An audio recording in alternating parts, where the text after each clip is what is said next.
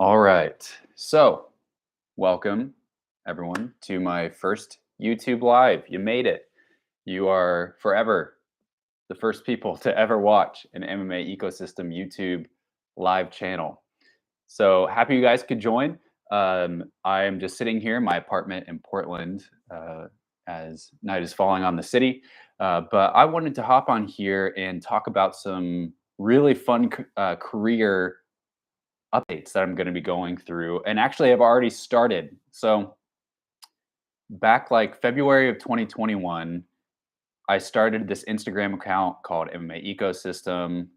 Kind of as the months went on, I started getting this idea of like contributing to the MMA media space in my own way, something that I didn't want to just duplicate what others were doing, but thinking about what excites me most about MMA, my background, and that was Asian MMA, in particular Chinese MMA. And I saw how much there was a gap between the whole world of MMA and then like Chinese MMA. So many records were going unrecorded. So many fighters were not getting much of a shine, partially just because of the culture barriers, right? There's a language barrier. People have trouble, English speaking people have trouble saying their names, all these things. And I just wish that like there was some kind of media source that would be able to give these fighters, and by extension, like a lot of Asian MMA fighters, the proper shine that they deserve. And I saw like how Chinese MMA was this like up and coming thing. And, we had Zhang Wei Li as a champion. We had all these like this wave of fighters, Li Jingliang, Song Yadong, Yan Xiaonan, all these awesome fighters that people have really taken after, and so many more on the way. And I just was just like, man, I feel like this is an opportunity. All of this is an opportunity, but there's still so much work to be done to get these fighters from basically like competing almost in secrecy, at least in terms of like a global sense, in secrecy in their home country, and getting them the exposure in the media. Hopefully seeing them get fights around the country, or around the world, all these things. And so I started MMA Ecosystem. Eventually, the connections just kind of started pouring in, and all these fighters started following, and they were like, yes, thank you for finally giving us this spot to connect us with like English speaking media. And then Road to UFC happened, and that just kind of like blew up my connections, and like was able to break most of those fights. And really, that tournament is what helped me to get myself really into the MMA media. I also worked for a handful of companies along the way. Awesome places like MMA Sucka, the All Star. Um, where else did I work? Most of those two. I got a job with Tapology, managing the records for China. Um, a lot of just like awesome stuff. Just as I navigated, okay, where do I fit into the MMA industry? How do I use my experience living in China, speaking a little bit of Chinese, and just having like a passion for Chinese culture and fighters? How do I use that in the MMA industry? And so opportunities kept coming and coming, and more of them I would apply for, but hear nothing back. A lot of the biggest ones. And as 22 was ending, a friend of mine who started his own company for managers, for management, he reached out to me and asked me if I wanted to join his team. So I am now an MMA manager with Yawara Sports. Yawara is a newer company, and there's three of us in the company right now. We're kind of focusing on Asian MMA right now, and we are focusing on Japan, Korea, China, Southeast Asia, India. But our goal is the same as mine with MMA ecosystem, and that is to elevate Asian MMA. I am basically like living out my passion to elevate these fighters now through management and through all these connections that I have, like that I've built throughout China and Asia. now I'm getting to use those connections to help get fighters opportunities. So that has been a crazy journey. And honestly, I didn't even want to announce it until I felt like it was a little bit more solid and that I was making some real headway, because like I wasn't about to be like, hey guys, check out my new job, but then like fall flat on my face, have it fail, or get fired, something like that. So I actually started back in December, and that process was basically like reaching out to every single Chinese fighter that I have on my radar and asking them, and Korean fighter, and asking them if I could be their manager and take over their career, which is a really big ask when you don't know people face to face. I also obviously reached out to a lot of my contacts as well, which most of like the highest level Chinese fighters, in the UFC already have managers. So I was not about to like try and poach any of those fighters that already had managers. I was mainly looking at like who is more in like the Chinese regional scene on their way up, because the reality is that like Asian MMA is such an under-tapped region in terms of management.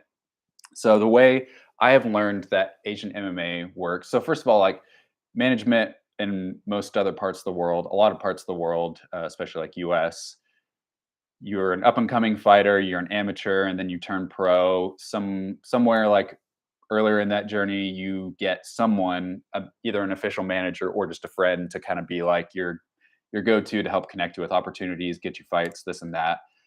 As you go on in your career, you're more likely to sign with one of the bigger management agencies. Most of the time, a lot of people still have their own like friends or managers that only manage a couple clients, but uh, you know the big companies like Ruby, Iridium, Paradigm, Sucker Punch, all those guys. There's a couple more, but eventually they'll end up with those. However, in Chinese MMA and a lot of other Asian countries as well, the way it works is their coach will kind of act as their manager.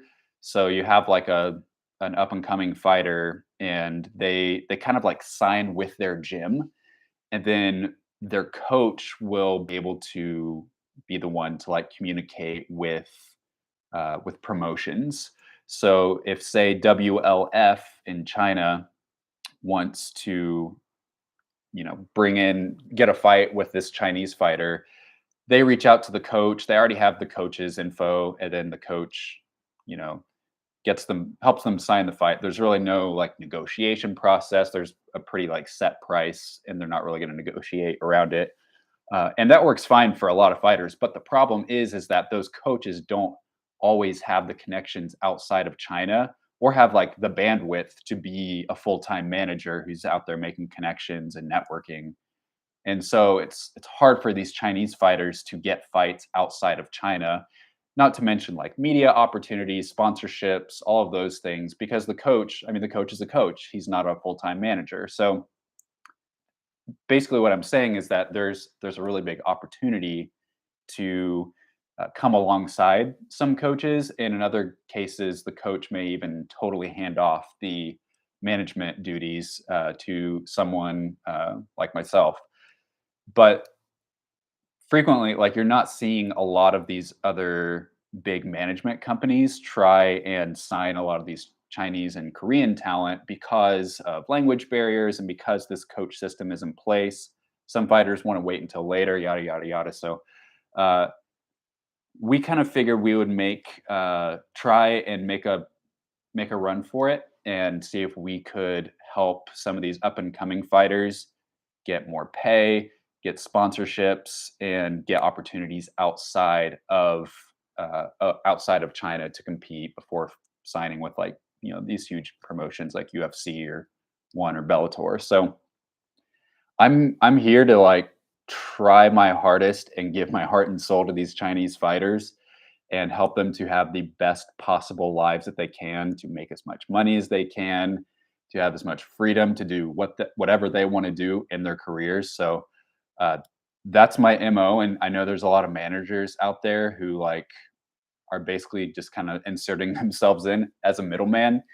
And what they'll do is like, you know, a promotion has like a set contract that they're going to give a fighter, and you know, two to show, two to win, something like that, 2000 USD, and they're not going to budge on that price. But a manager basically inserts himself into the equation and says, "Hey, fighter, without me, you can't get this contract."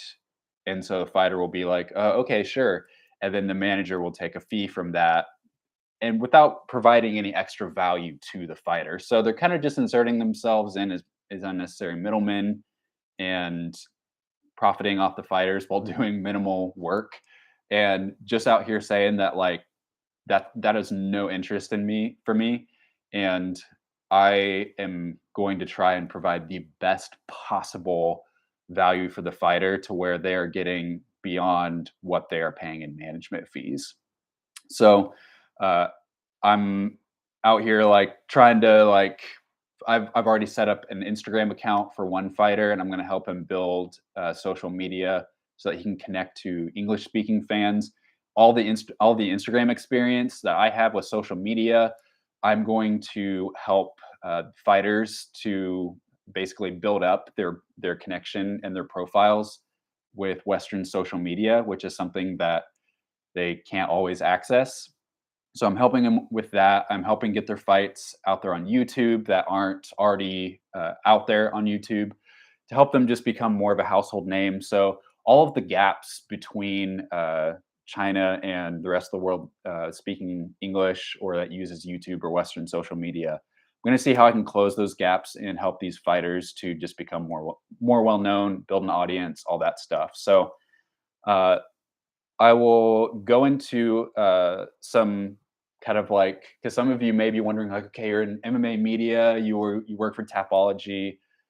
How is there not some conflicts there? So I'll go into that in a second, but I want to go ahead and share a couple fighters that I've signed already and a fight as well. So so far, I have signed three Chinese fighters to our management. In a week or two, I expect that number to at least double. Uh, I'm working even on like setting up some fights for some guys that I don't even have under contract yet, just to kind of see like, okay, can we do this? Would this would this be a possibility? Okay, and then we'll get them onto our team. So so far, I have signed three guys that I am really excited about. I know you guys are gonna love these guys, and I can't wait for you to see their fights. So first up, we've got 7-1 bantamweight Xia Lian Yang. So he trains out of Shanghai, and he really only came onto my radar last December when he fought for WKG and absolutely mowed down this guy that was way more experienced, Yang Fu Chong. He absolutely mowed him down, and I shared a clip of his knockout on my Twitter, and it went like it was one of the most viral tweets that I've ever had. And as soon as I saw that, I was like, okay, like this guy could be something really special. If anything, he's a really fun fighter that throws some serious heat. So yeah, he beat a guy that was like looked like he was way out of his league. Yang Fu Chong was like, I don't know, about 30 fights deep into his career, 19-6 at that point. So he like yeah he mowed through him, and so I reached out to him. I signed him, and basically was able to find that we didn't on Tapology. We didn't even have most of his fights on there. We had him at like 3-1, and so I was able to work with Shaw.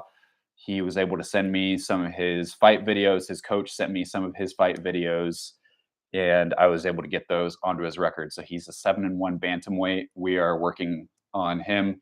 He's working through an injury right now to his hand, so he might be hopefully in action later this spring. But we're working on some really exciting options for him with some really like big, like really big promotions over in Asia. So you guys are going to be pumped to see him. Next up, we've got Yang Lean, who Yang Lean is an 11-4 flyweight. I think he actually has some more fights than that, some more wins than that, and I'm working on that with him to see if we can find those videos. And when I do, I will post those to my YouTube, and we'll get that his record updated. But he comes out of the Unbo Gado gym in Sichuan province. And if you don't know about this gym, which chances are, if you're following this channel, you probably do, but if you don't know about Unwo, they have produced more UFC fighters from China than any other gym in China. So that's where like Sumo Darji comes from. It's where Song Yadong comes from. Rongju came from there. Who else comes from? There's a couple more guys. I'm forgetting someone. I know it, but they have like consistently produced some of China's top talent. Probably quantity wise, they've produced more than anybody else. And so Young Lean, he's a Tibetan guy. He's awesome. He is pretty well rounded. He's been fighting in JCK. He has a fight coming up on March 25th in JCK. I don't have the opponent. We don't have the opponent yet for him, but I'll share that with you as soon as I can confirm that. So Young Lean, 11-4 flyweight. He has been training in Tiger Muay Thai recently, and can't wait to see what kind of improvements he's going to show us from training at Tiger coming up March 25th in JCK. So last of my current roster, which I again is going to double in the next couple weeks, but the ones that I can share right now, 10-0 featherweight Huang Yue. Let's go. So Huang is another guy out of the Unwo Fight Gym in Sichuan province. He is coming back to China this week from training at Tiger Muay Thai. So this guy is at the like of my like prospects in China. He is like in my top five. Even before like managing, he was in my top five. So he is 10-0. He is an absolute killer. He's 22 years old and just like he's got that it factor of like entertainment and showmanship. His walk-ins, his celebrations, just like his attitude in the fight. He's an absolute scrapper, and he is definitely going to be in the UFC or some big promotion coming up. And this week, guys, on February 24th, Friday, he will be fighting in WLF for the featherweight championship, looking to go 11-0 against 15-12 Xie Chao. So Xie is a veteran of one championship. He fought there 4 or 5 times, I believe, and he has fought a lot of the top names in China. Uh, his record is an almost even record, but he has fought a lot of the top guys in China. And you also have to remember, like, a lot of times matchmaking doesn't always make sense in China. There's also a lot of tournaments in China, and so sometimes you get wonky matchups, and a guy ends up with like a really weird record, even though he's really good. So Xie Chao, he recently had a 4-fight win streak. In one of those fights, he knocked out a really good Kazakh Chinese guy named Wudzata Bieka Jahefu. So he knocked him out the first of those four fights, and he recently had that win streak broken by kind of a dark horse on the Chinese MMA scene right now named Tung Li Ge. He's another guy that's like he's like 30 some wins, like 10, 11, 12 losses, something like that. But he is on like a crazy win streak right now. And so he recently beat Xie Chao. Xie Chao fighting now for WLF against Huang Yue. So Huang he just landed in Shanghai yesterday, and he is on his way to Zhengzhou, China to fight against Xie Chao for the featherweight championship, looking to go 11-0. So we are already working on an opportunity for Huang later this spring. Granted, he's healthy, everything checks out, but like uh, I'm working on some connections. Not working. I have connections with a couple of the like top promotions in Asia, and hopefully we can get him like an awesome, sick fight later this spring. So those are three guys I have right now. There's another guy that I am hoping to not only sign, but sign a fight contract for in the next couple days against an like I mean Huang Yile is a big signing. This guy would be like an equal like some of these guys you may not have heard of, but the guy that I am hoping to sign this fight contract for, you definitely have heard of him, and you'll be really excited for this fight. It's going to be a huge fight for Asia, happening hopefully in the next month. That could all go to crap and it won't work out, but I'm hoping to hear anytime, even like any minute, if this fight is official. So, uh, yeah, keep your fingers crossed for that. So, yeah, a couple more guys coming down the pipeline that we'll hope to sign. I've also got an associate in China that is helping me to like kind of manage them on the ground, help them give them what they need. So, and she's helping out a lot. She was in Thailand with all these guys training together. So, um, yeah, so that's management. Pumped about that.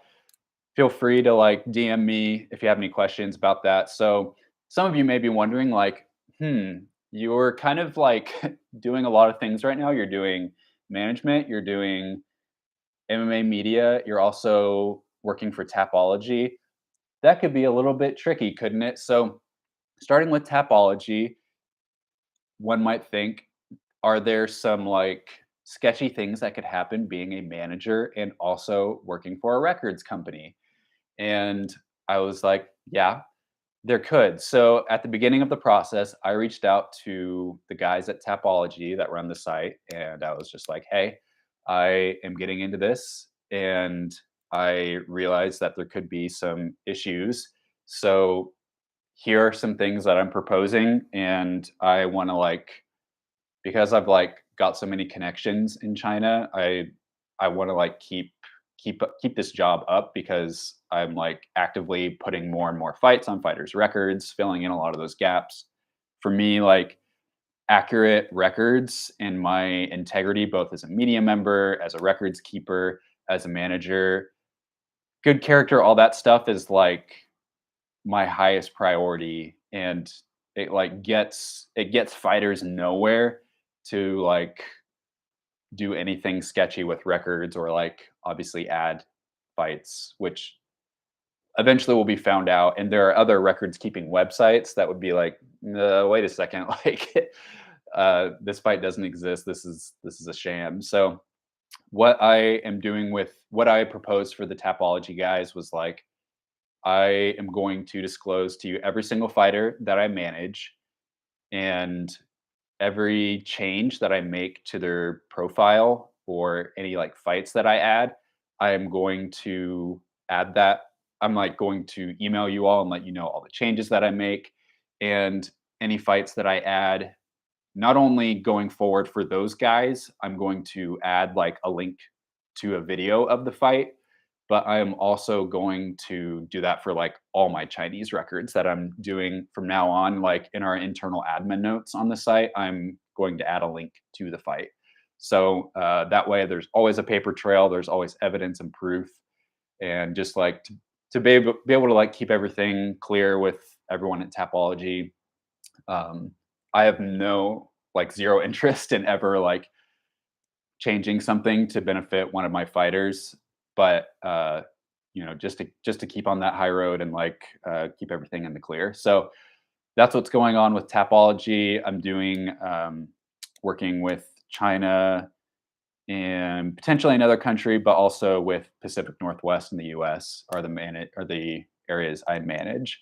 So going to keep doing that, and then as far as MMA media goes, is basically the question is your media outlets going to basically just be like free PR for your fighters? And also, how does that work with like breaking news? And if I, as a manager, find out about this fight over here, all of a sudden I'm like, ooh, let me break this on my social media site. That has nothing to do with management. So Yeah, to answer some of those questions that I am asking myself, basically to tell you the media like impact that I have right now, or like where I'm working in the media right now. So I am only writing for my own page, MMA Ecosystem, which is on YouTube, Twitter, Instagram. Those three, just right now, are the three platforms I'm focused on. And then I am not writing like news for any other sites. Or like in the sense of like breaking news, or the traditional like news beat. So I do work for Sports and I cover their news cycle, basically. But that's a situation where they are assigning me headlines ahead of time, and then I'm just like writing an article on that headline. I don't go out there and um, you know I basically just do what they tell me to do, and that's a way for me just to get some more reps in the media industry, to get more writing under my belt. And it's a daily writing of articles that doesn't ever like really cross over with the rest of what I do. It's just been really valuable experience just to like practice writing and stretching myself in a couple different ways. But so the only place I'm like really reporting on stuff and running my own, setting my own goals and all that stuff is MMA Ecosystem, which is a platform that only I work for. It's only me right now. And it's a platform that basically like I make the rules for that. So if I want to like feature one of my fighters that I manage, like there's nothing illegal about that. There's nothing unethical about that. It's my page, it's my rules. And but that being said, I still have a high commitment to professionalism, and I never want to like basically like gloss over. I'm never going to be a guy that's like, "Oh, I don't wanna talk about my fighters' losses because that's gonna hurt their, like, PR." I never wanna be that kind of fighter, because, like, or the sorry, that kind of manager, media member, just because, like, when people are dishonest, or when people spin things really hard to be, like, favorable to one side, like, that hurts your credibility, and that hurts my trust. When I like read on an MMA media website where they're like obviously slanted towards like one fighter or one promotion, to where it's basically just PR for something, that like really damages my trust in that outlet. And a lot of times I'm not gonna like continue going to that site for news. So that is really important to me as a media member, and as my own site. Now, am I going to be do I like try to like champion Chinese culture and fighters? Yes, but that doesn't mean that I'm going to gloss over their mistakes, their weaknesses, all of that stuff. So the PR stuff, and that'll probably be something I continue to learn about. I'll post after this video is over. I will post, uh, a news post for Huang's fight coming up this Friday. But uh, yeah, I on the flip side, it's like now I have access as having this platform of MMA Ecosystem. Now I can like get fighters interviews. Like I can interview fighters and put it on my channel, and that's like good for them, because I don't have the hugest following, but I have 16K followers. That's not nothing. It's not a lot, but it is something. And I can get them media opportunities that way. And so whether it's an interview or whether it's like exclusive quotes from them, like those are things I didn't have before. And signing a lot of these top fighters in China, that will basically give like a more unique and exclusive experience for my followers on Instagram.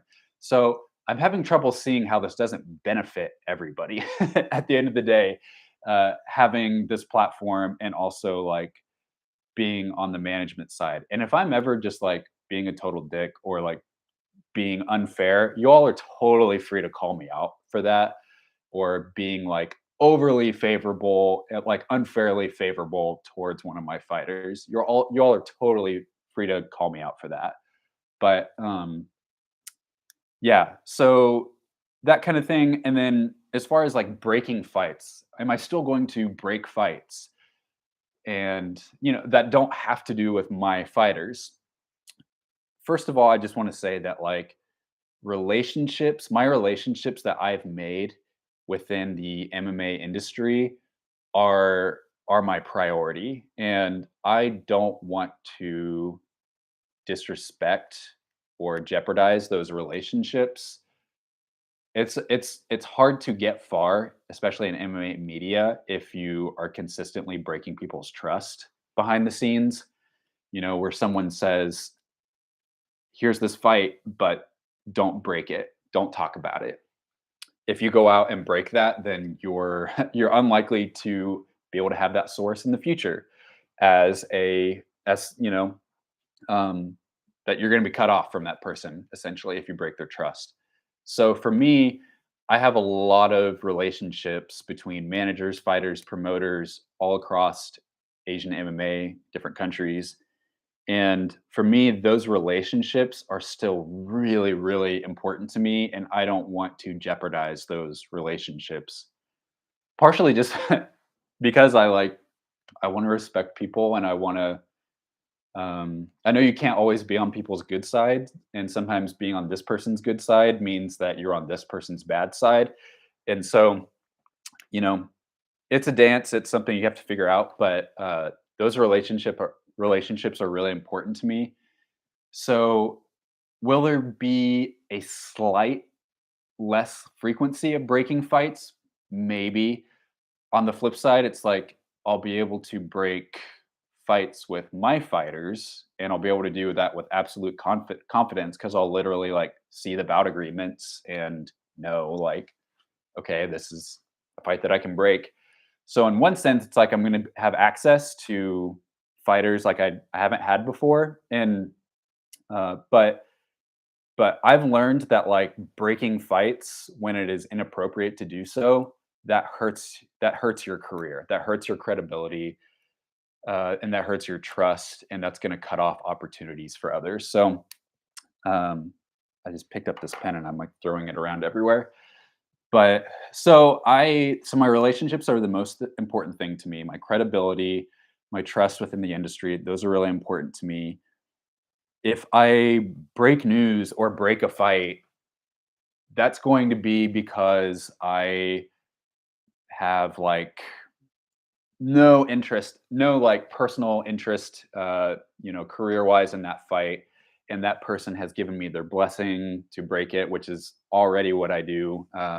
You know, having people's blessing to break fights. So, yeah, maybe part of what I do is a little bit more like feeding news to some of my buddies in the media industry and say like, hey, it probably isn't right for me to break this fight, but like, and you still want to confirm with sources, but like, I'm hearing about this going on. So yeah, that'll be something I have to navigate. I want to do well by as many parties as possible. I want to respect people. I don't want to break trust.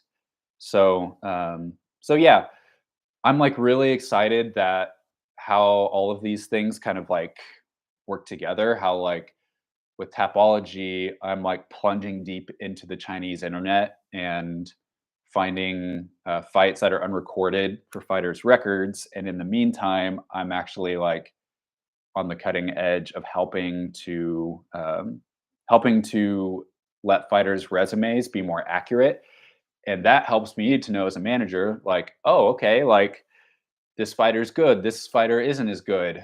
And being like having my ear to the ground in the Asian MMA scene with social media and MMA ecosystem also helps me as a manager to know what's going on.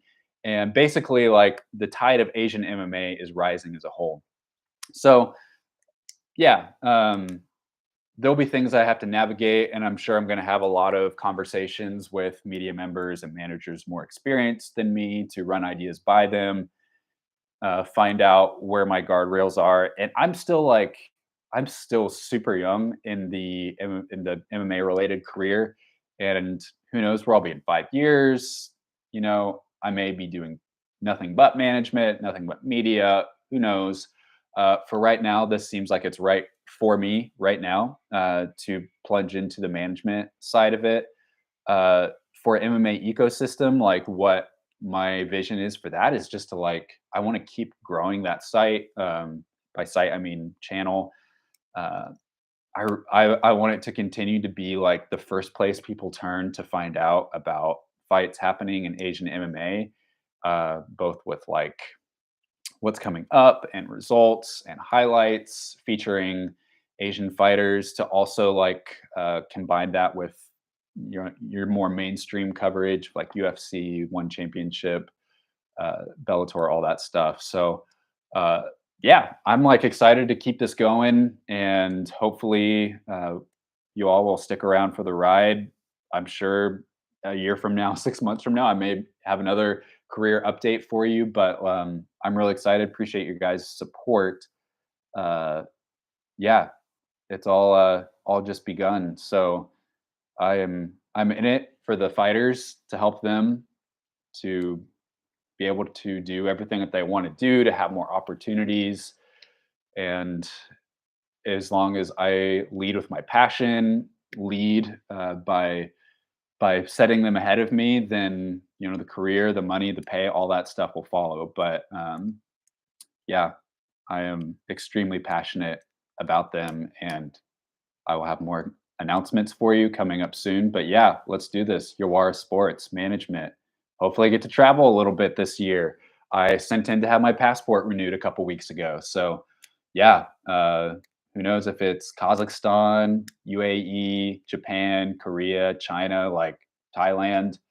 All these places are now really exciting opportunities for me to get to travel and go with fighters and help them out during fight week. So until next time, appreciate all of your support, and we'll talk soon.